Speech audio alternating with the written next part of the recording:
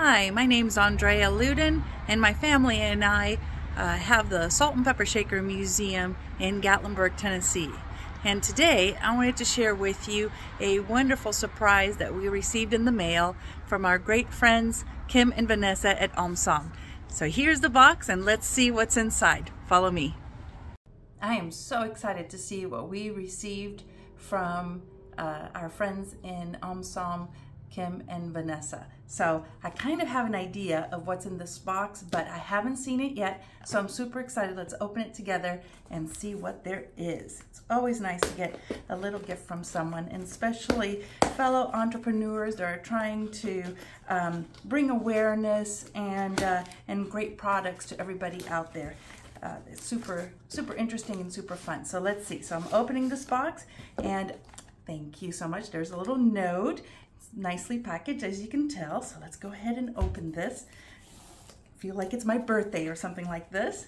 Let's see. We open this, and let me get this out of the way. So here's a card, and let's go ahead and open the card. Let's see what they have to say. All right. And oh, how wonderful. Here's a wonderful little card with some stickers. Who doesn't love stickers? And this is the surprise that we all wanted to share with everyone out there. So what Omsom is trying to do is they're trying to bring awareness and education about Asian foods and how to cook and the different ingredients that are out there, and just give a little bit more of a historical aspect to it. And that's pretty much what we try to do at the Salt and Pepper Shaker Museum as well. It's fascinating rabbit holes to go through if you are ever interested, or you're a little bored or don't know what to do. But this is the only salt and pepper shaker and MSG shaker ever made. So it's a 3 set, as you can see. We have the salt, the pepper, and this is the M for MSG, which is a salt. It's a type of salt. It enhances flavors in food, so it's very useful to use in different recipes that you might find.